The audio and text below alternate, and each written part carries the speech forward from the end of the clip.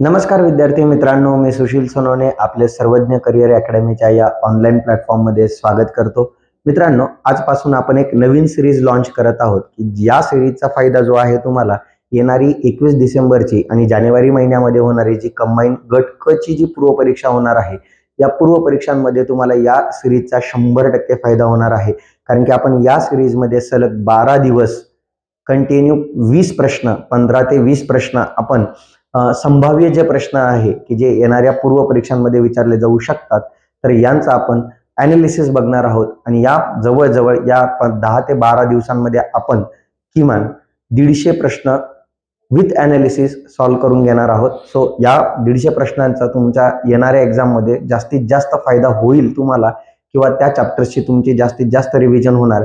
आणि या 1 तासाच्या व्हिडिओ अंतर्गत तुम्ही फक्त 12 तासांमध्ये संपूर्ण इकॉनॉमिक्सची काय करू शकता, रिव्हिजन करू शकतात. ओके, सो जास्तीत जास्त वेळ वाया न घालवता आज आपण आपल्या पहिल्या पार्टकडे येऊया. आजचा आपण पहिला पार्ट जो घेऊन आलेलो आहोत तो आहे अर्थसंकल्प 2025-26. जसं की मित्रांनो, मी तुम्हाला एक ॲनालिसिस वाला व्हिडिओ दिलेला होता. त्या ॲनालिसिसनुसार मी तुम्हाला सांगितलेलं होतं की दरवर्षी जी पूर्वपरीक्षा होते त्या पूर्वपरीक्षेमध्ये बजेटवर हमखास काही आपल्याला एखाद दुसरा प्रश्न पाहायला मिळत आहे.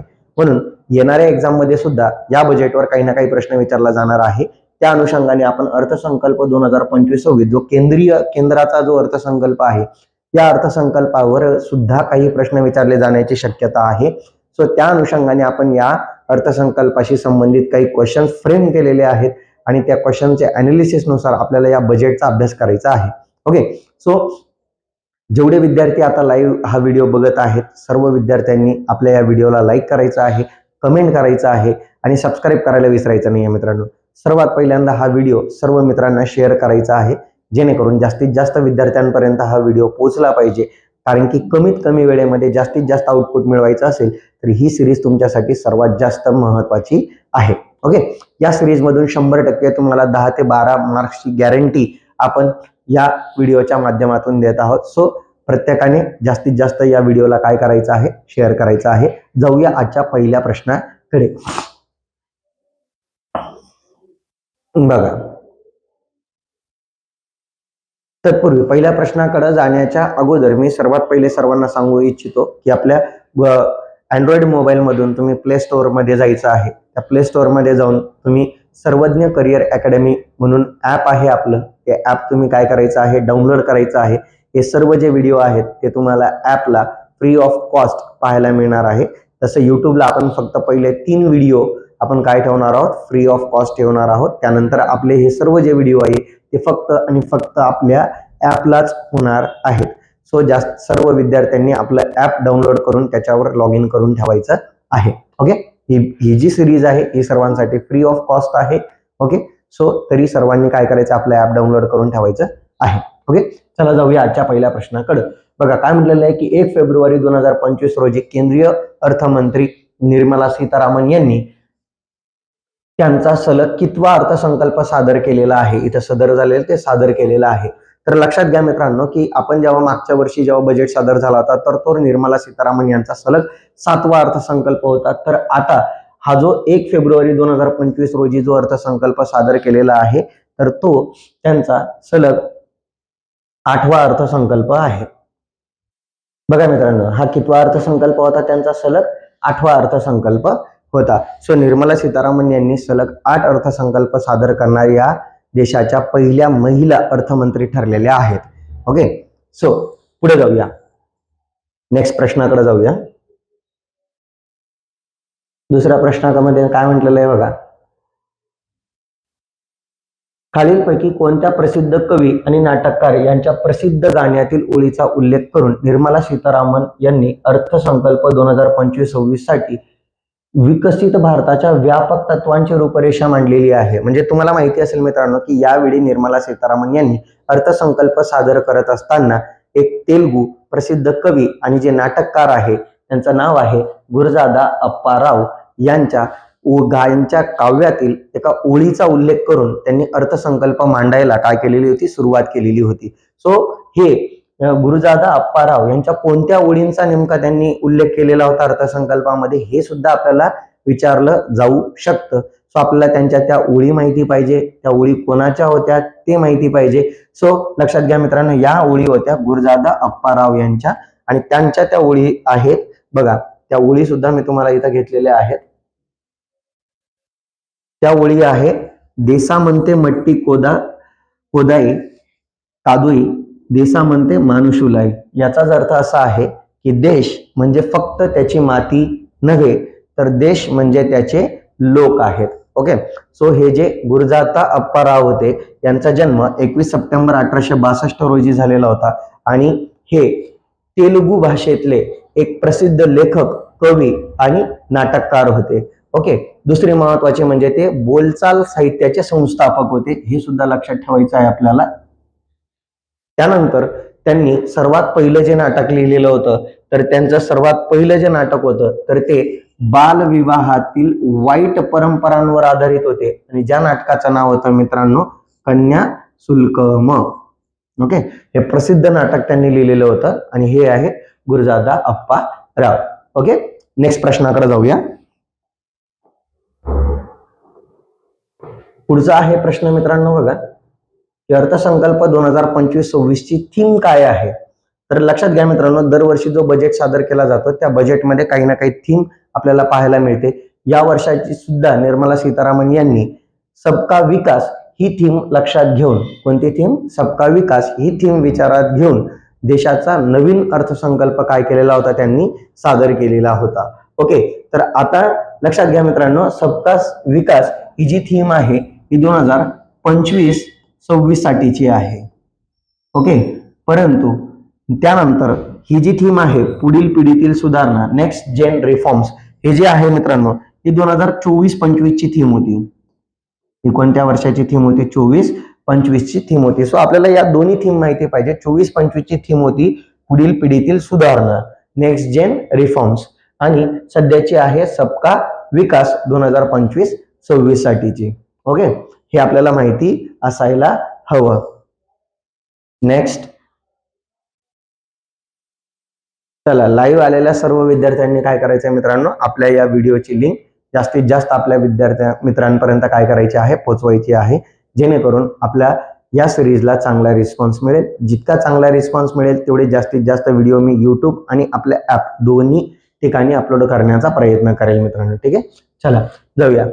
केंद्रीय अर्थसंकल्प 2025-26 मध्ये खालीलपैकी कोणावर लक्ष केंद्रित करून विकासात्मक उपाययोजना प्रस्तावित केल्या गेलेल्या आहेत. तर बघा मित्रांनो, तुम्हाला माहिती आहे 2024-25 मध्येच निर्मला सीतारामन यांनी ज्ञान हा एक शब्द प्रयोग केलेला होता. कोणता शब्द प्रयोग केलेला होता, ज्ञान हा एक शब्द प्रयोग केलेला होता. ओके. तर ज्ञान हा शब्द प्रयोग या वर्षी सुद्धा त्यांनी अर्थसंकल्पामध्ये विचारात घेतलेला आहे. त्याचा अर्थ होतो जी फॉर गरीब, जी फॉर काय होतो, गरीब, ए वाय फॉर युवा, ए फॉर अन्नदाता आणि एन फॉर नारी. याचा अर्थ काय होतो रे मित्रांनो, बघा गरीब पण आहे, त्याच्यानंतर तरुण पण आहे, तरुण म्हणजेच कोण असतं, युवा असतात, अन्नदाता म्हणजेच कोण असतो, शेतकरी, आणि नारी म्हणजेच कोण आहे, महिला. म्हणजेच काय, या चार महत्वाच्या घटकांवर बघा बरं का मित्रांनो, या चार महत्वाच्या घटकांवर लक्ष केंद्रित करून बरोबर त्यांनी विकासात्मक उपाययोजना प्रस्तावित केल्या गेलेल्या आहेत. म्हणजेच या अर्थसंकल्पामध्ये आपल्याला या चार घटकांशी संबंधित उपाययोजना या अर्थसंकल्पात केलेल्या आपल्याला पाहायला मिळणार आहेत. ओके. सो लक्षात ठेवा शब्द कोणता आहे, ज्ञान. ओके. पुढे जाऊया.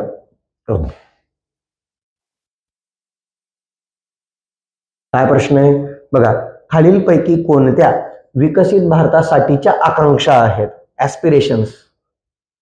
बघा भारताच्या, विकसित भारताच्या काय काय ऍस्पिरेशन्स आहेत, काय काय महत्वाच्या आकांक्षा आहेत, तर त्या आपल्याला बघायच्या आहेत.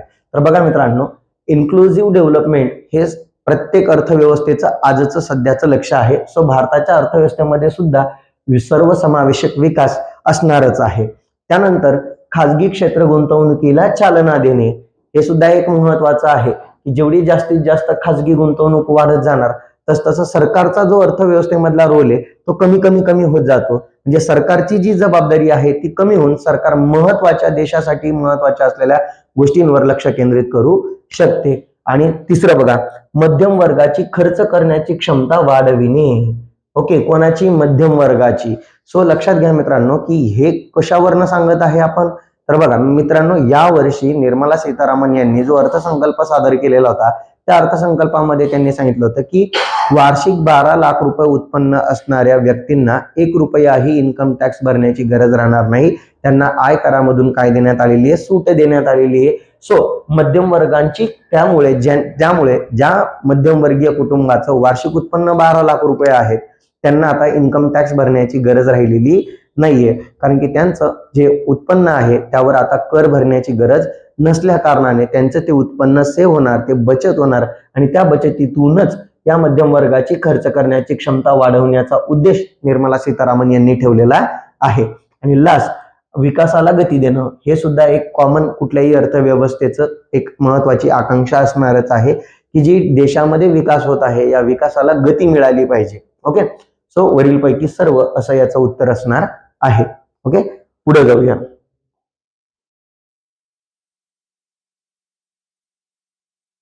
सहावा प्रश्न, केंद्रीय अर्थसंकल्प 2025-26 मध्ये विकसित भारताच्या व्यापक तत्वांची अर्थमंत्र्यांनी रूपरेषा मांडली आहे. ओके, की या रूपरेषेमध्ये खालीलपैकी कोणत्या गोष्टींचा समावेश होत नाही म्हटलेलं आहे. तर लक्षात घ्या मित्रांनो की जेव्हा अर्थसंकल्प 2025-26 सादर करण्यात आलेला होता त्यावेळी निर्मला सीतारामन यांनी विकसित भारतासाठी एक व्यापक अशी रूपरेषा मांडलेली होती की ज्यामध्ये त्यांनी सांगितलं होतं की देशातून गरिबीचा पूर्णपणे नायनाट करायचा आहे, म्हणजे देशातील गरिबी शून्य करायची आहे आपल्याला. दुसरं त्यांनी म्हटलेलं होतं की आपल्याला भारतामध्ये 100% चांगल्या दर्जाचं शालेय शिक्षण पुरवायचं आहे. त्याचबरोबरीने सर्वांना बघा बरं का, त्याचबरोबरीने जसं गरिबी झालं, शिक्षण झालं, आरोग्याची संबंधित सुद्धा त्यांनी घोषणा केलेली होती की त्यांनी सांगितलेलं होतं की सर्वांना परवडेल, बघा बरं का, सर्वांना परवडेल अशा उच्च दर्जाचे, बघा बरं का, उच्च दर्जाच्या आरोग्य सेवा सुद्धा उपलब्ध करून देण्याचा त्यांचा मानस होता. सो आरोग्याशी संबंधित जरी इथे ते वाक्य नसलं तरी हे वाक्य तुम्हाला लक्षात ठेवायचं आहे. त्यानंतर अर्थपूर्ण रोजगारासह पाहिजे बरं का, अर्थपूर्ण रोजगारासह 100% कुशल कामगार निर्माण करणं हे सुद्धा लक्ष आहे. आणि लास्ट पॉइंट काय म्हणते की आर्थिक क्रियाकलापांमध्ये 50% महिलांचा पार्टिसिपेशन त्यांनी सांगितलेलं आहे. तर हे विधान चुकीचं आहे मित्रांनो, कारण की त्यांनी 50% नव्हे तर 70% महिलांचा सहभाग घेतलेला आहे. की इथनं पुढे ज्या ज्या काही गव्हर्नमेंट कडून आर्थिक क्रियाकलाप सादर केल्या जाणार आहेत किंवा तयार केल्या जाणार आहेत त्या सर्व आर्थिक क्रियांमध्ये महिलांच्या सहभागाचं जे प्रमाण असणार आहे तर ते किती टक्के असणार आहे? 70% असणार आहे. ओके, सो इथं 50% नसून किती टक्के आहे? 70% आहे. म्हणून हे विधान काय आहे? चुकीचं आहे. ओके, पुढे बघा. मग याच्यामध्ये कोणकोणत्या मी ज्या महत्वाच्या 6 रूपरेषा होत्या त्या कोणकोणत्या होत्या? तर बघा, एक शून्य गरिबी होतं, 100% चांगल्या दर्जाचं शालेय शिक्षण होतं, सर्वांना परवडेल असं उच्च दर्जाचं आणि सर्वसमावेशक अशा आरोग्य सेवेची उपलब्धता होती, आर्थिक क्रियाकलापांमध्ये 70% महिलांचा सहभाग होता आणि सर्वात महत्वाचं की अन्नदात्यांवर लक्ष केंद्रित केलेलं होतं. तर त्यासाठी त्यांनी म्हटलं होतं की आपल्या देशाला जगातील अन्न टोपली बनविणारे आपले शेतकरी यांच्यावर सुद्धा काय करण्यात आलेला होता? फोकस ठेवण्यात आलेला होता. ओके, सो या गोष्टींचा समावेश या व्यापक तत्वांच्या रूपरेषेमध्ये अर्थमंत्र्यांनी सादर केलेला होता. ओके, पुढे जाऊया. आता इथं आपल्याला प्रश्न विचारण्यात आलेला आहे, योग्य जोड्या जुळवा. ओके, आता बघा मित्रांनो, योग्य जोड्या जुळवांमध्ये काय म्हटलेलं आहे? इथं तुटीच्या संकल्पना दिलेल्या आहेत आणि यामध्ये अर्थसंकल्पीय अंदाज दिलेला आहे की 2025-26 मध्ये या ज्या तुटी आहेत तर या तुटींचं प्रमाण किती टक्के असू शकतं जीडीपीच्या. हे जे सर्व जे प्रमाण असतं मित्रांनो, हे सर्व जे प्रमाण असतं हे जीडीपीच्या असतं, जीडीपीच्या. ओके, जीडीपीच्या प्रमाणात हे सर्व पर्सेंटेज आपल्याला देण्यात आलेलं आहे. मग आपल्याला एक लक्षात ठेवायचं मित्रांनो की नेहमीच तुम्ही जेव्हा केव्हाही तुम्ही इथं बघणार, म्हणजे गेल्या जवळपास आपण जर 16-17 पासूनच्या अर्थसंकल्पापासून ते आतापर्यंतच्या म्हणजे गेल्या मागच्या 10 अर्थसंकल्पांपासूनचा जर आपण विचार केला तर या ज्या 4 महत्वाच्या ज्या तुटी आहेत यांचा जर आपण क्रम लक्षात ठेवला की सर्वात मोठी तूट कोणती, त्यानंतर कोणती, त्यानंतर कोणती, असा जर आपण योग्य क्रम जर आपण लक्षात ठेवला तर आपल्याला कोणत्याही वर्षाचा कुठलाही अंदाज विचारू द्या, बरोबर, सुधारित अंदाज विचारू द्या, पहिला सुधारित अंदाज विचारू द्या, दुसरा सुधारित अंदाज विचारू द्या, ऍक्च्युअल आकडेवारी विचारू द्या किंवा अर्थसंकल्पीय अंदाज विचारू द्या, तर आपल्याला याचं उत्तर 100% देता येणार आहे मित्रांनो. की त्यासाठी स्पेसिफिक कुठलं वर्षाची आपल्याला आकडेवारी पाठ करण्याची गरज नाहीये मित्रांनो, बरोबर. फक्त आपला कन्सेप्ट क्लिअर पाहिजे. बघा मित्रांनो, आपल्याला माहितीये राजकोषीय तूट म्हणजे काय राहते की एका आर्थिक वर्षामध्ये सरकारचं जे काही उत्पन्न आणि जो काही खर्च आहे, बरोबर, जर उत्पन्नापेक्षा खर्च जास्त असेल तर हा जास्तीचा खर्च करण्यासाठी भारत सरकार एका आर्थिक वर्षामध्ये जेवढं कर्ज घेणार आहे त्या घेतलेल्या कर्जालाच आपण राजकोषीय तूट म्हणतो. आणि ही राजकोषीय तूटच केंद्र सरकारची सर्वात मोठी डोकेदुखी आहे, बरोबर की नाही. आणि त्यामुळे ही राजकोषीय तूट सर्वात जास्त असते. म्हणून जर आपल्याला क्रम लक्षात घ्यायचा झाला तर बघा, राजकोषीय जी तूट असते ही सर्वात जास्त असते. कोणती तूट जास्त असते? सर्वात जास्त राजकोषीय तूट असते. ओके. त्यानंतर 2 नंबरची सर्वात महत्वाची जी तूट असते तर ती तूट असते महसुली तूट. पण ही जी महसुली तूट असते मित्रांनो, ही महसुली तूट राजकोषीय तुटीपेक्षा कशी असते? कमी असते. मग महसुली तूट म्हणजे काय राहतं की केंद्र सरकारला जे महसुली उत्पन्न प्राप्त होणार आहे त्या महसुली उत्पन्नामधून केंद्र सरकार महसुलावर काहीतरी खर्च करणार आहे. जेव्हा केंद्र सरकारचा महसुली खर्च जास्त असतो महसुली उत्पन्नापेक्षा, तेव्हा आपल्याला जी तूट प्राप्त होते त्या तुटीलाच कोणती तूट म्हटली जाते? महसुली तूट म्हटली जात असते. ओके. आणि ह्या महसुली तुटीपेक्षा आणखी कमी जी तूट असते तर ती तूट असते प्राथमिक तूट असते. कोणती तूट असते? प्राथमिक तूट असते. मग प्राथमिक तूट काय आहे मित्रांनो? तर लक्षात घ्या की प्राथमिक तूट म्हणजेच की जे आपण उत्पन्नापेक्षा जास्त खर्च जो आपण करत आहोत त्या जास्तीच्या खर्चासाठी केंद्र सरकारने एका आर्थिक वर्षात जे काही कर्ज घेतलेले आहे या एका आर्थिक वर्षांमधील घेतलेल्या कर्जांवर व्याजावर जो काही खर्च होणार आहे तो खर्च कॅल्क्युलेट करण्यासाठी 1992-93 मध्ये सर्वात पहिल्यांदा प्राथमिक तूट मांडण्यात आलेली होती. ओके. आणि प्राथमिक तूट म्हणजेच काय असतं? राजकोषीय तूट वजा घेतलेल्या कर्जांवरील काय असते? व्याज असतं. म्हणून प्राथमिक तूट ही महसुली तुटीपेक्षा कमी असते. आणि सर्वात कमी जर सांगायचं झालं मित्रांनो तर सर्वात कमी जी तूट असते तर ती प्रभावी महसुली तूट असते. कोणती तूट असते? प्रभावी महसुली तूट असते, बरोबर. मग प्रभावी महसुली तूट काय असते मित्रांनो? तर लक्षात घ्या की महसुलामधून केंद्र सर आपण आता जस्ट चर्चा केली की महसुली तूट म्हणजे महसुली उत्पन्नापेक्षा महसुली खर्च कसा असतो? जास्त असतो. मग जेव्हा केंद्र सरकार जेव्हा चेक करतं की आपला महसुली खर्च का वाढतोय तर महसुली खर्च वाढण्याचे सर्वात एक मोठं रिझन होतं की या महसुली खर्चामध्ये सर्वात महत्वाचा खर्च जो होता तर तो खर्च म्हणजे काय होता की केंद्र सरकार दरवर्षी अनेक राज्यांना काय करत असते? भांडवली अनुदान काय करत असते? वाटत असते, बरोबर. आणि सिंपल गोष्ट आहे, आणि खूप मोठ्या प्रमाणामध्ये अनुदानांचं काय केलं जात असतं? वाटप केलं जात असतं. आता या अनुदानांचा वापर करून राज्य सरकार काय करत असतात? स्वतःच्या राज्यामध्ये काय करत असतात? भांडवली मालमत्ता उभारत असतात. आणि सिंपल गोष्ट आहे, आता हा पैसा घेतला केंद्राकडून की कॅपिटल ऍसेट फॉर्मेशन केलं कोणी? स्टेट गव्हर्नमेंटने केलं, बरोबर. म्हणून त्या भांडवली मालमत्तेची जी मालकी हक्क आहे ते केंद्राकडे न जाता ते राहतात राज्यांकडे. म्हणून त्या भांडवली मालमत्तेला वर्षभरात जो काही प्रॉफिट होणार आहे तो प्रॉफिट राज्य सरकार ठेवत असते, बरोबर. मग एका अर्थाने हा केंद्राचा लॉस आहे. मग हा लॉस फाइंड आउट करण्यासाठी कोणती तूट मांडली जाते? प्रभावी महसुली तूट मांडली गेलेली आहे. ही तूट सगळ्यात पहिल्यांदा 2012 मध्ये पी चिदंबरम यांनी मांडलेली होती. कोणी मांडलेली होती? पी चिदंबरम यांनी मांडलेली होती. आणि असं टार्गेट होतं की मार्च 2015 पर्यंत ही तूट काय झाली पाहिजे? मार्च 2015 पर्यंत ही तूट 0 झाली पाहिजे असं टार्गेट होतं. परंतु ती मार्च 2015 ला 0 न होता ती 2016 ला 0 झाली. बरोबर. पण त्यानंतर परत केंद्र सरकारचे अनुदानांचं प्रमाण वाढल्यामुळे आजही ही तूट आपल्याला पाहायला मिळत आहे.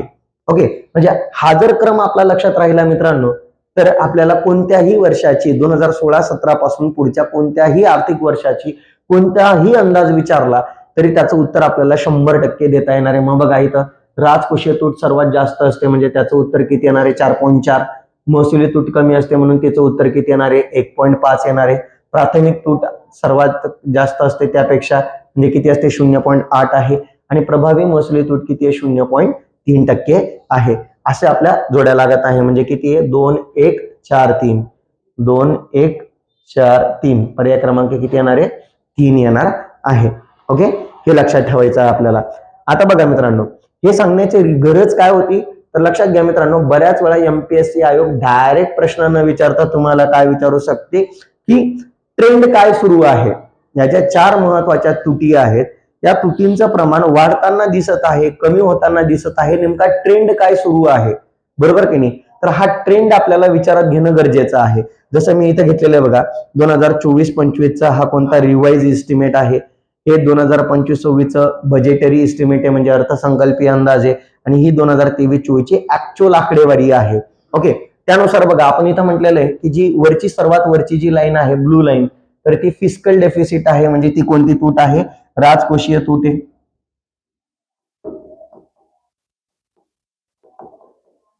राजकोषीय तूट आहे. राजकोषीय तुटीची ही लाईन आहे. त्यानंतर रेव्हेन्यू डेफिसिटची रेड लाईन आहे, जिला महसुली तूट म्हणतो आपण, बरोबर. त्याच्यानंतर ग्रीन लाईन जी काही आहे, ग्रीन लाईन इथे जी तुम्हाला ग्रीन लाईन दिसत आहे, तर ती ग्रीन लाईन आहे प्रभावी महसुली तूट आहे. प्रभावी महसुली तूट आहे. आणि सर्वात खालची प्रायमरी डेफिसिट ही जी काळ्या कलरची लाईन आहे, तर ती आहे प्राथमिक तूट. आता बघा मित्रांनो, या जर चारही लाईनचा जर आपण विचार केला तर या चारही लाईन डिक्रीजिंग आहेत बघा. काय आहेत? डिक्रीजिंग आहेत बघा. आहेत की नाही? म्हणजे काय होतंय की बघा ना, 2020-21 ला जेव्हा कोरोना काळ आलेला होता त्यावेळी सर्वच तुटींचं प्रमाण आजपर्यंतचं हायएस्ट होतं. जसं बघा ना, राजकोषीय तूट डायरेक्ट 9.2% घरात गेली होती जीडीपीच्या, बरोबर. जी महसुली तूट आहे ती 7.3% गेली होती जीडीपीच्या. त्याच्यानंतर जी प्रभावी महसुली तूट आहे ती 6.1% राहिलेली होती. आणि जी प्राथमिक तूट आहे तर ती 5.7% राहिलेली होती. परंतु 2020-21 कोरोना कालखंड जसा गेला तसतसं या ज्या तुटींचं प्रमाण आहे सर्व कमी होताना आपल्याला दिसत आहे. म्हणजे राजकोषीय तूट टप्प्याटप्प्याने आपण कमी करत आहे. ना आपल्याला माहिती मित्रांनो की एफआरबीएम कायद्यानुसार, कोणता कायदा? एफआरबीएम कायदा. हा जो एफआरबीएम कायदा आहे मित्रांनो, या एफआरबीएम कायदा 2003 नुसार आपल्याला जी फिस्कल डेफिसिट आहे, जी फिस्कल डेफिसिट आहे आपल्याला ती 3% घरात आणायची आहे. आणि जी रेव्हेन्यू डेफिसिट आहे, रेव्हेन्यू डेफिसिट आपल्याला 0% करायचं टार्गेट जे आहे, त्या टार्गेटच्या दिशेने आपली वाटचाल सध्या सुरू आहे. बघा 6.7 होती, 6.4, 5.6, 4.8, 4.4, पुढे जाऊन ती आणखी कमी करण्याचा प्रयत्न केंद्र सरकार करत आहे. ओके, सो सर्वच तुटींच्या ज्या संकल्पना आहेत त्या आपल्याला कमी होताना दिसत आहे. हा ट्रेंड आपल्याला लक्षात ठेवावा लागणार आहे. ओके, पुढे बघा.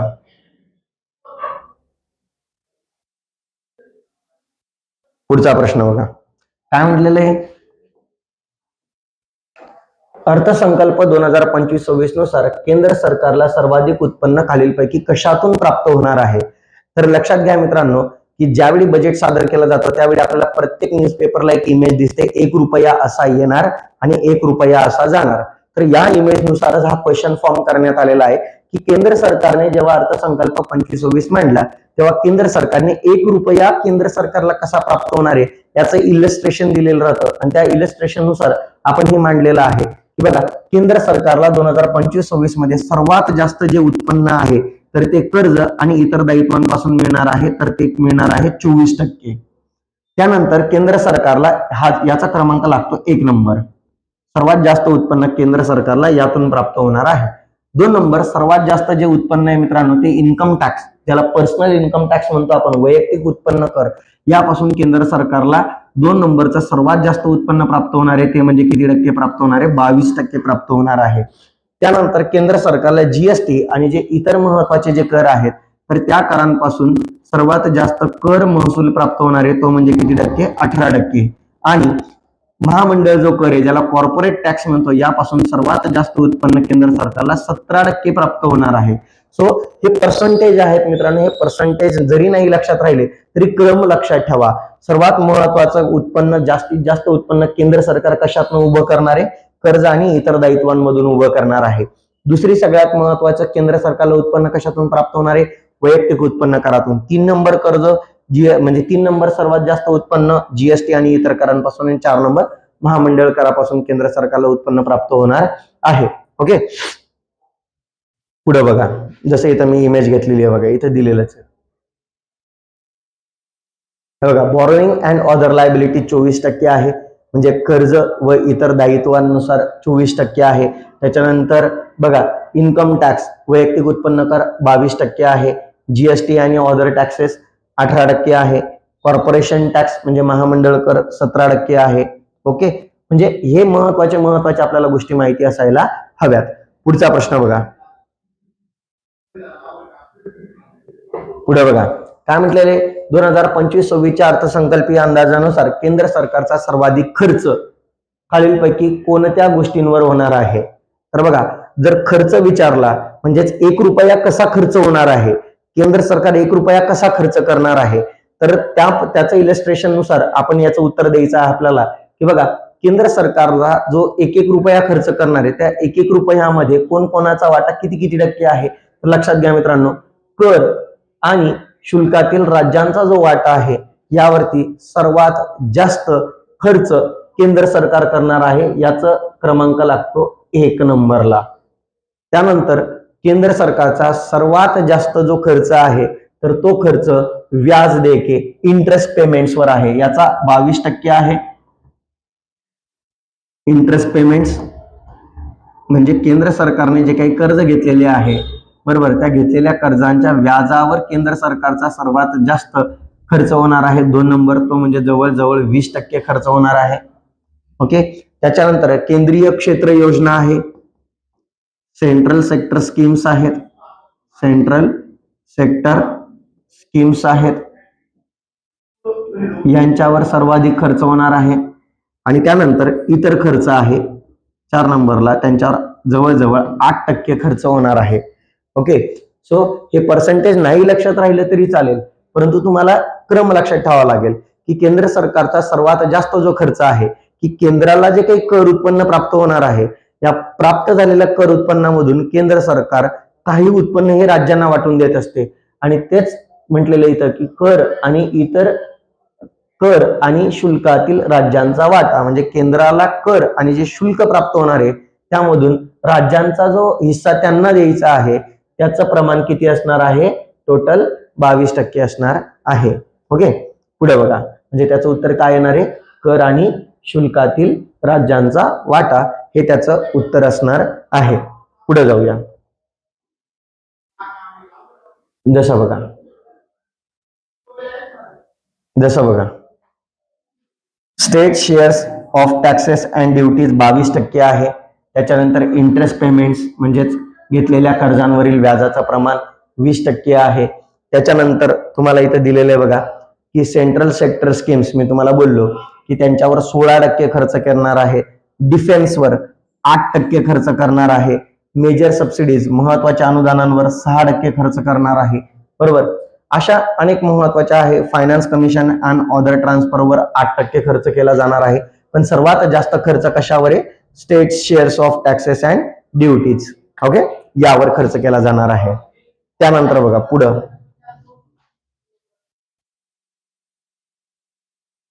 बघा अर्थसंकल्पीय अंदाज 25-26 नुसार सर्वाधिक खर्च खालीलपैकी कोणत्या मंत्रालय आणि विभागावर केला जाणार आहे? तर लक्षात घ्या मित्रांनो, सर्वात जास्त जो खर्च आहे तर तो संरक्षणावर केला जाणार आहे 1 नंबरला. 2 नंबर ग्रामीण विकासावर केला जाणार आहे. ओके, त्यानंतर कृषी व संलग्न क्षेत्रावर 3 नंबर आहे.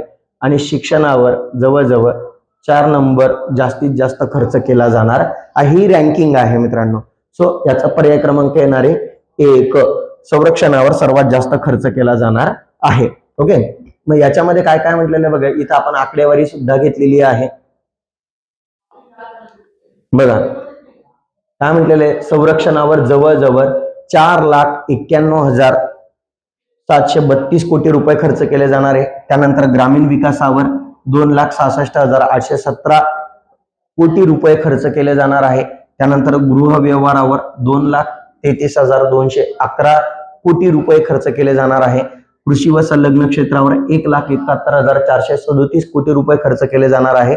आणि शिक्षणावर 1,28,750 कोटी रुपये काय केले जाणार आहे, खर्च केले जाणार आहेत. हा आहे की मंत्रालय किंवा विभाग कोणकोणत्या मंत्रालयावर किंवा कोणकोणत्या विभागावर किती किती खर्च केला जाणार आहे, त्यानुसार आपल्याला प्रश्न विचारण्यात आलेला होता. ओके, पुढे जाऊया.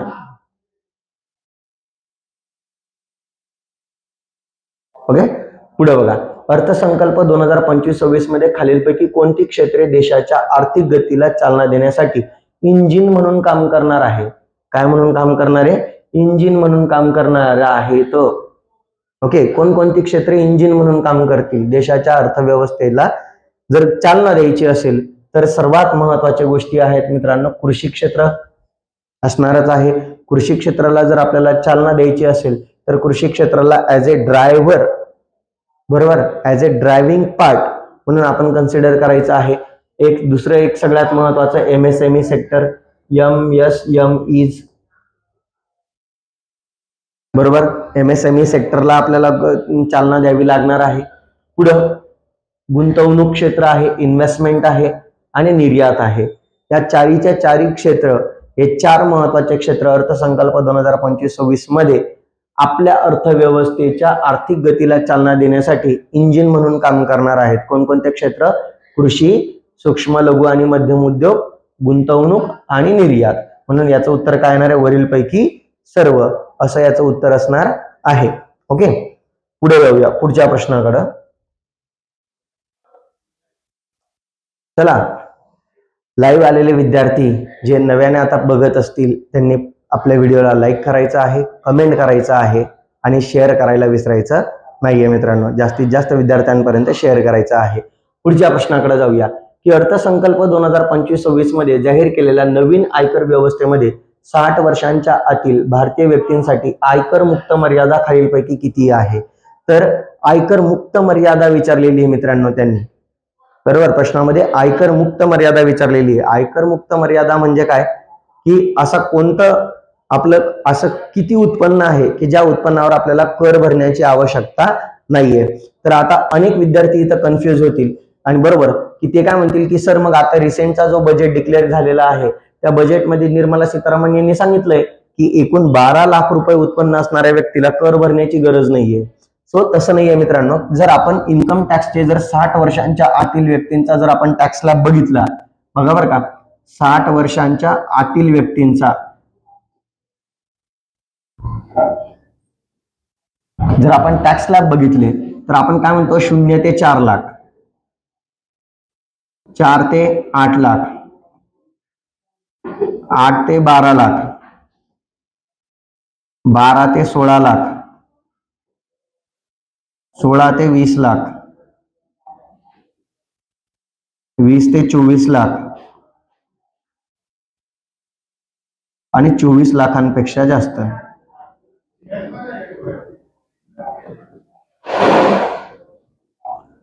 लाखांपेक्षा जास्त. मग ज्यांचं उत्पन्न 0 ते 4 लाख आहे त्यांना कर भरण्याची गरज नाही. यांना 5% कर भरावा लागेल, यांना 10% कर भरावा लागेल, यांना 15% कर भरावा लागेल, यांना 20% कर भरावा लागेल, यांना 25% कर भरावा लागेल आणि यांना 30% कर भरावा लागणार आहे. ओके, मग आता निर्मला सीतारामन यांनी जे म्हटलं की 12 लाख रुपयांपर्यंत उत्पन्न असणाऱ्या मध्यमवर्गीयांना काय करण्याची गरज नाहीये, इन्कम टॅक्स भरण्याची गरज नाहीये. याचा अर्थ असा आहे का की 12 लाख रुपयेपर्यंत ज्यांचं उत्पन्न आहे त्यांना कर भरण्याची गरज नाही?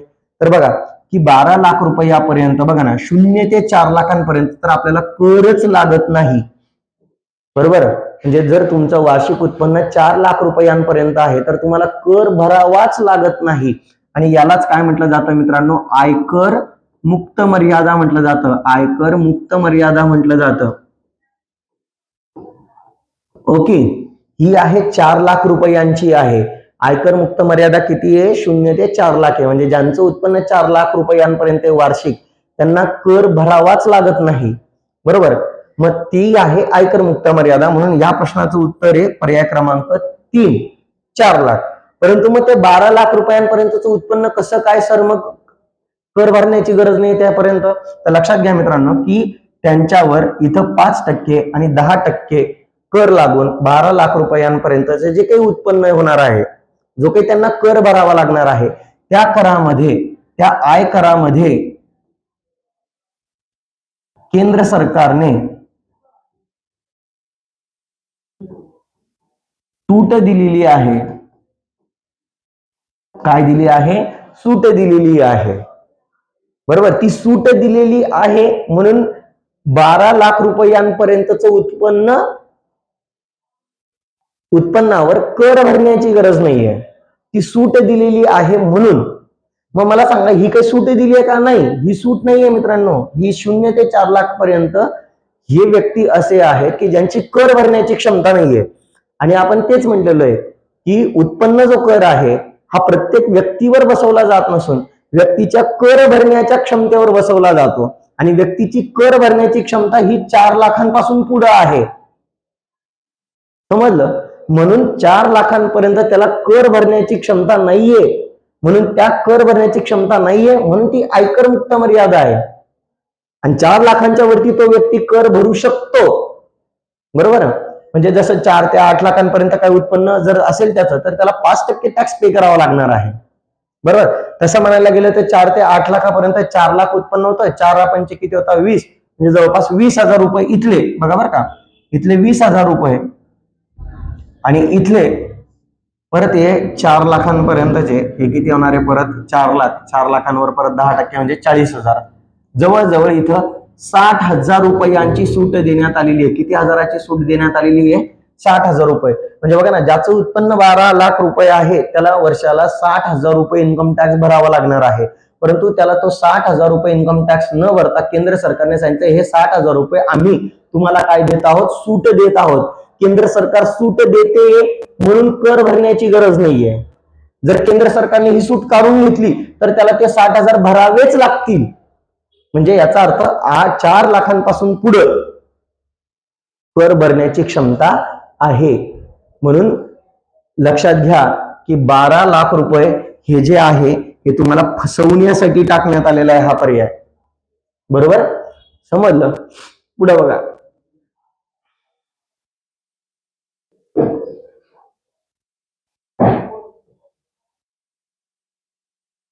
पुढचा प्रश्न काय म्हटलेलं आहे की मिशन डाळींमध्ये आत्मनिर्भरता. म्हणजे आता सध्या केंद्र सरकारने या जो बजेट डिक्लेअर केलेला आहे या बजेटमध्ये काय म्हटलेलं आहे की मिशन ऑन, बघा ना, मिशन ऑफ आत्मनिर्भरता इन पल्सेस असं एक मिशन केंद्र सरकारने या अर्थसंकल्पामध्ये जाहीर केलेलं आहे. आणि या अभियानाअंतर्गत खालीलपैकी कोणत्या डाळींचे केंद्रीय संस्थांकडून अमर्याद खरेदी पुढील 4 वर्षांसाठी केली जाणार आहे? बरोबर, तर आता हे जे अभियान आहे मित्रांनो, हे अभियान 2025-26 पासून, बरोबर का, 2025-26 पासून पुढे 2030-31 पर्यंत, म्हणजे बघा ना, 25-26, 26-27, 27-28, 28-29, 30-31, बरोबर. तर असं टोटल जवळपास 6 वर्षांसाठी आहे. आम्हाला एक्झॅक्ट आपण फिगर पाहून घेऊया. बरोबर, 6 वर्षांसाठी ही जी स्कीम आहे ही स्कीम राबवली जाणार आहे. आणि या स्कीम अंतर्गत काय म्हटलेलं आहे की 4 वर्षांसाठी पुढील खरेदी केली जाणार आहे. कोणकोणत्या डाळींची केली जाणार आहे?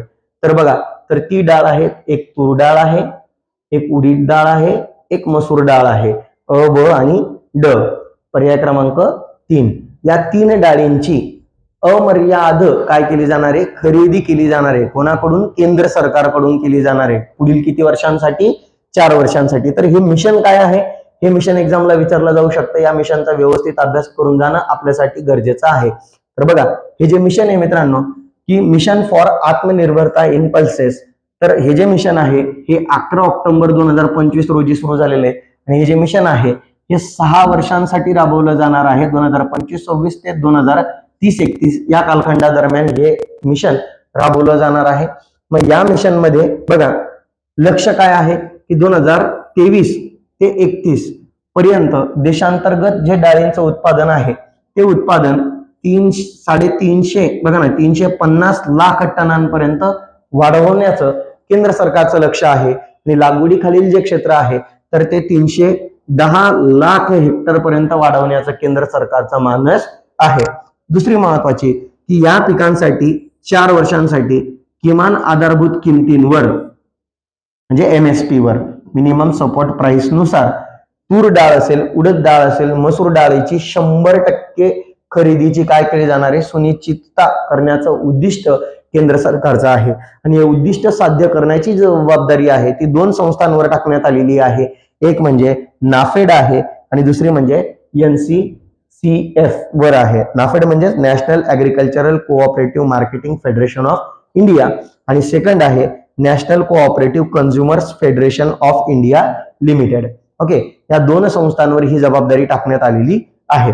ओके, पुढे जाऊया पुढच्या प्रश्नाकडे. पुढच्या प्रश्नामध्ये काय म्हटलेलं बघा, 2025-26 अर्थसंकल्पामध्ये खालीलपैकी कोणकोणत्या क्षेत्रांमध्ये परिवर्तनात्मक सुधारणा केल्या जाणार आहेत. आता बघा, निर्मला सीतारामन यांनी सांगितलं की आपल्याला काय करायचं आहे की काही महत्वाच्या 6 क्षेत्रांमध्ये, किती क्षेत्रांमध्ये, 6 महत्वाच्या क्षेत्रांमध्ये परिवर्तनात्मक सुधारणा घडवून आणल्या जाणार आहेत इथनं पुढं. बरोबर. मग आता बघा, हे ज्या सुधारणा आहेत तर ही कर प्रणालीमध्ये सुधारणा घडवून आणल्या जाणार आहे. दुसरं, ऊर्जा क्षेत्रामध्ये सुधारणा घडवून आणली जाणार आहे. खाणकाम क्षेत्रामध्ये सुधारणा घडवून आणल्या जाणार आहेत. शहरी विकासामध्ये सुधारणा घडवून आणल्या जाणार आहेत. आणि आणखी ज्या 2 महत्वाच्या आहेत त्या म्हणजे काय आहे, एक म्हणजे वित्तीय क्षेत्र आहे, वित्तीय क्षेत्रामध्ये सुधारणा घडवून आणल्या जाणार आहे. बरोबर, हे झालं 5वं. आणि 6वं जे महत्वाचं क्षेत्र आहे ते आहे नियामक सुधारणा.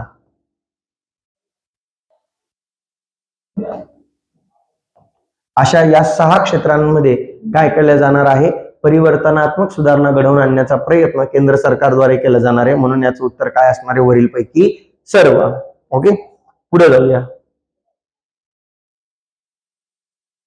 बघा, हे 6 क्षेत्र म्हणजे मी तुम्हाला इथं बोललो ना, एक आहे कर प्रणाली, दुसरा आहे ऊर्जा क्षेत्र, तिसरं आहे शहरी विकास, चौथं आहे खाणकाम, 5वं आहे वित्तीय क्षेत्र आणि 6वं आहे नियामक सुधारणा. ओके, पुढे बघा, एक नवीन योजना यावेळी केंद्र सरकारने मांडलेली आहे. प्रधानमंत्री धनधान्य कृषी योजनेअंतर्गत ही योजना केंद्र सरकारने या अर्थसंकल्पामध्ये मांडलेली आहे. या योजनेअंतर्गत डॅश डॅश जिल्ह्यांचा समावेश करण्यात आलेला आहे. तर या योजनेअंतर्गत जवळजवळ 100 जिल्ह्यांचा समावेश करण्यात आलेला आहे. मग नेमकी ही योजना काय आहे, ओके, ही योजना काय आहे ते आपण समजून घेऊया. बघा, प्रधानमंत्री धनधान्य कृषी योजना जी काही आहे तर ही योजना कृषी जिल्ह्यांचा विकास कार्यक्रमाअंतर्गत काय केली जाणार आहे, राबवली जाणार आहे. या योजनेला जी प्रेरणा आहे ती आकांक्षी जिल्हा कार्यक्रमाचे यश आहे. की केंद्र सरकारने मागच्या अर्थसंकल्पामध्ये 112 जिल्ह्यांचा समावेश केलेला होता की ज्या 12 जिल्ह्यांचा सर्वांगीण विकास घडवून आणला जाणार होता. आणि हे कार्यक्रम यशस्वी झाला आणि याच यशातून प्रेरणा घेऊन केंद्र सरकारने प्रधानमंत्री धनधान्य कृषी योजना काय केलेली आहे, लॉन्च केलेली आहे. ही योजना 16 जुलै 2025 ला का घेतलेली, या योजनेला मान्यता भेटली आणि ही योजना पुढे 6 वर्ष राबवली जाणार आहे. कधीपासून 25-26 ते 30-31 पर्यंत ही योजना राबवली जाणार आहे. दुसरं महत्वाचं, व्याप्ती.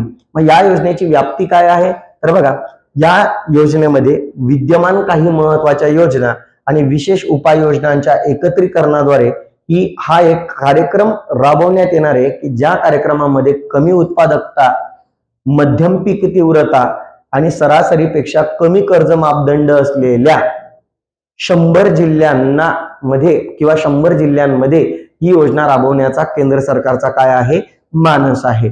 मग उद्दिष्ट काय या योजनेचं, की या 100 जिल्ह्यांमध्ये कृषी उत्पादकता वाढवायची, या 100 जिल्ह्यांमध्ये पीक विविधीकरण घडवून आणायचं आणि शाश्वत कृषी पद्धतींना काय द्यायचं, प्रोत्साहन द्यायचं. हा एक महत्वाचा उद्दिष्ट आहे. त्यानंतर पंचायत असेल किंवा ब्लॉक पातळीवर म्हणजे तालुका स्तरावर काढणीनंतर त्या पिकांच्या साठवणुकीची क्षमता वाढवायची आहे. दुसरी महत्वाची, विश्वासार्ह पाण्याच्या उपलब्धतेसाठी सिंचनाच्या ज्या पायाभूत सुविधा आहे त्यांच्यामध्ये सुधारणा घडवून आणली जाणार आहे आणि शेतकऱ्यांना अल्पकालीन आणि दीर्घकालीन कृषी कर्जाची अधिक उपलब्धता सक्षम करणे यासाठीच जी किसान क्रेडिट कार्ड योजना आहे मित्रांनो, KCC, ही जी योजना आहे या योजनेअंतर्गत 3 लाख रुपयांची जी कर्जाची मर्यादा होती ही वाढवून आता किती करण्यात आलेली आहे, 5 लाख रुपये करण्यात आलेली आहे. किती करण्यात आलेली आहे, 5 लाख रुपये करण्यात आलेली आहे. ओके, पुढे बघा. आणि या योजनेअंतर्गत जवळजवळ 1.7 कोटी शेतकऱ्यांना याचा लाभ मिळू शकतो असा एक अंदाज वर्तवला गेलेला आहे. ओके, पुढच्या प्रश्नाकडे जाऊया.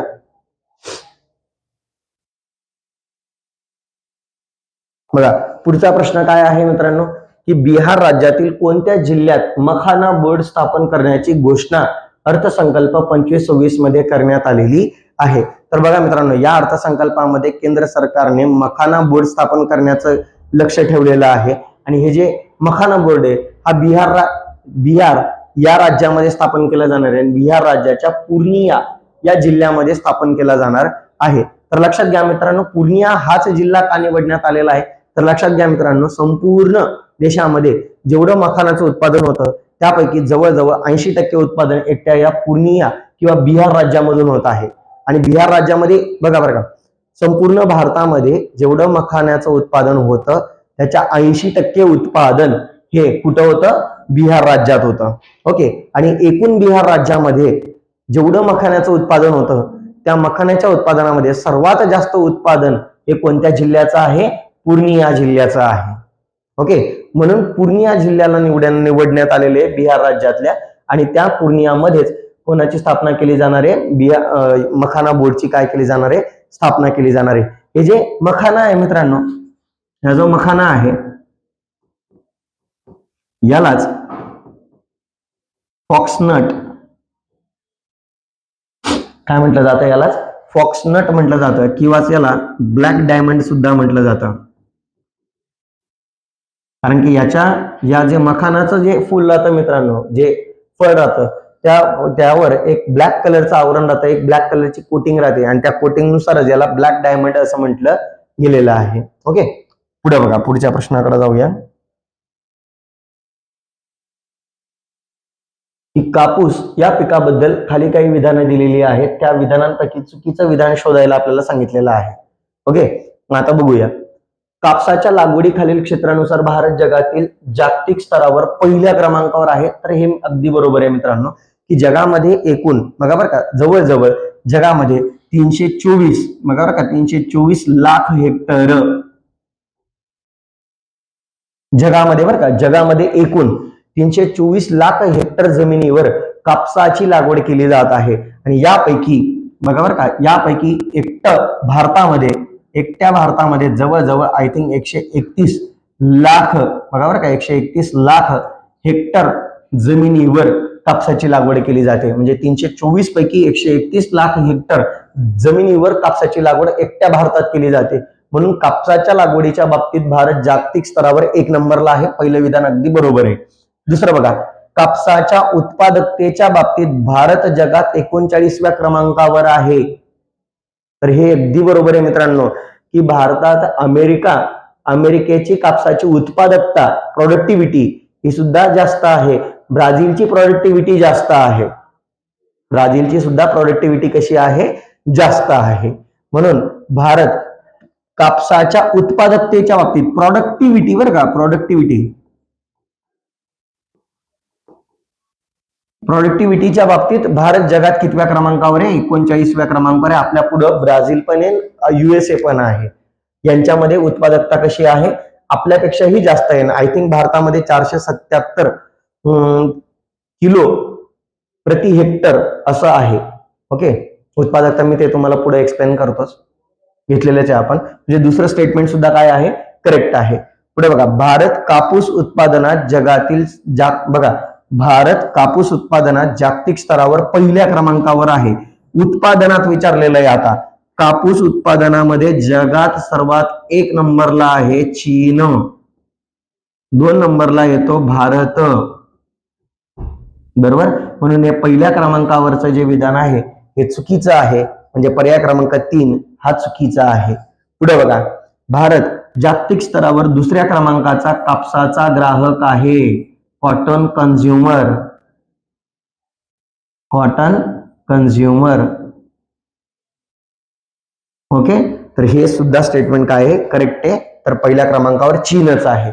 चीनमध्ये सर्वात जास्त उत्पादन होतं आणि चीनमध्ये सर्वात जास्त कापसाचा काय केला जातो, वापर केला जातो. आणि कापसाचा वापर करणारा भारत हा जगातला कितवा देश आहे, दुसरा देश आहे. याच्यात चुकीचं विधान कोणतं आहे की कापूस उत्पादनात जागतिक स्तरावर भारत पहिल्या क्रमांकावर नसून भारत कितव्या क्रमांकावर आहे, दुसऱ्या क्रमांकावर आहे. मी तुम्हाला भारतामध्ये कापसाची प्रति हेक्टर उत्पादकता दाखवतो, सांगतो किती आहे.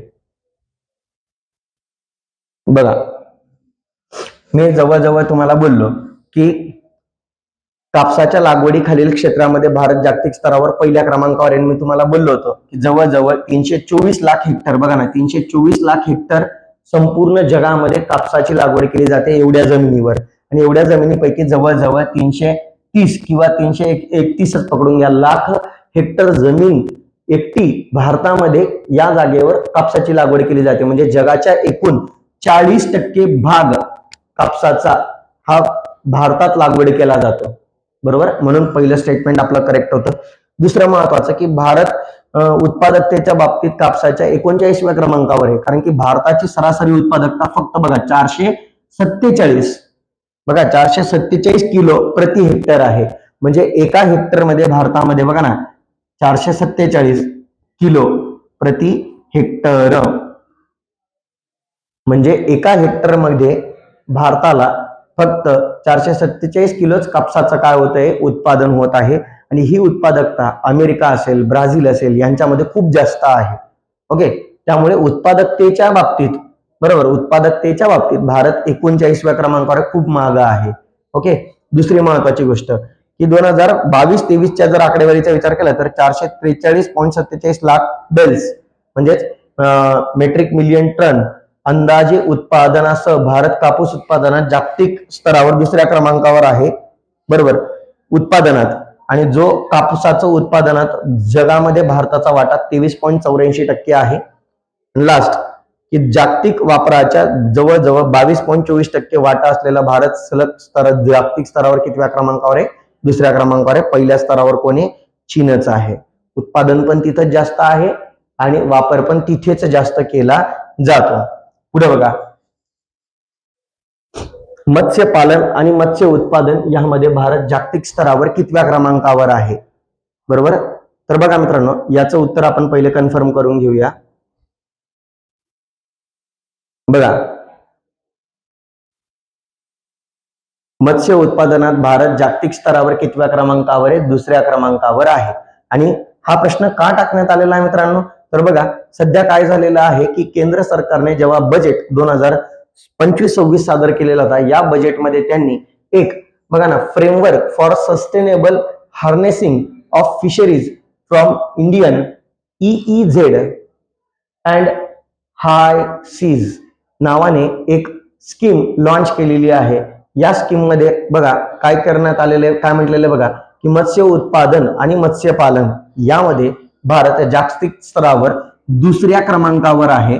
तर प्रथम क्रमांकावर कोण आहे, चीन आहे. दुसरं की भारताची समुद्री अन्न निर्यात जी काही आहे तर ती 60,000 कोटी रुपये एवढी आहे.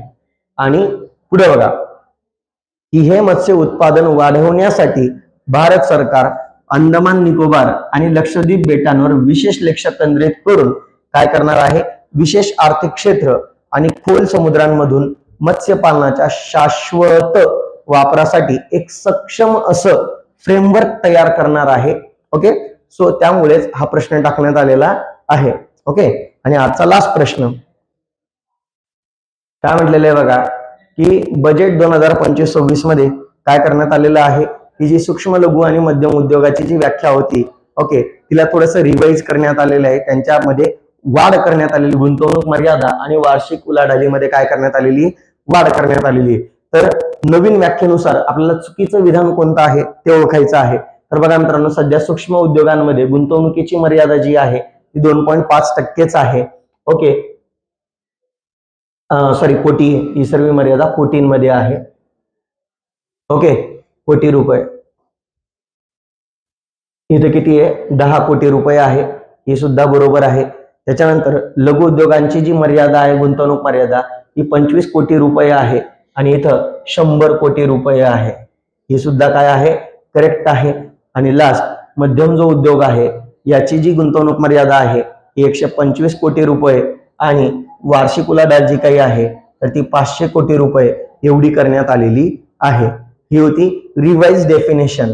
ओके, तर त्या रिवाइज डेफिनेशन नुसार या तिन्हीच्या तिन्ही जे स्टेटमेंट्स आहेत हे काय आहे, करेक्ट आहे. म्हणून चुकीचं विधान विचारलं, पर्याय क्रमांक किती येणार, 4. वरील सर्व पर्याय काय आहेत, बरोबर आहेत. ओके, तर बघा मित्रांनो, हे होते आपले बजेट 2023-24 वरचे, सॉरी 25-26 वरचे प्रश्न. ओके, हा आपला भाग 1 होता. आता आपण जो पुढचा पार्ट आणणार आहोत तो पुढचा पार्ट आपण सार्वजनिक वित्त या चॅप्टरवर घेणार आहोत. कारण की बघा मित्रांनो, या 12 दिवसांमध्ये आपल्याला 12 महत्वाची चॅप्टर्स कव्हर करायचे आहेत की ज्या चॅप्टर्सवर सर्वात जास्त काय विचारले जातात, प्रश्न विचारले जातात. असेच 12 महत्वाच्या चॅप्टर्सची रिव्हिजन आपण या 12 लेक्चर्स मधून करणार आहोत. या 1 तासाच्या व्हिडिओ मधून तुम्हाला 100% मित्रांनो 10 ते 12 प्रश्न हमखास सॉल्व्ह करता येतील, म्हणजे येतीलच. सो जास्तीत जास्त विद्यार्थ्यांपर्यंत हा व्हिडिओ पोहोचवा. लाईक, कमेंट आणि शेअर करायला विसरू नका. ओके, धन्यवाद मित्रांनो, थांबूया.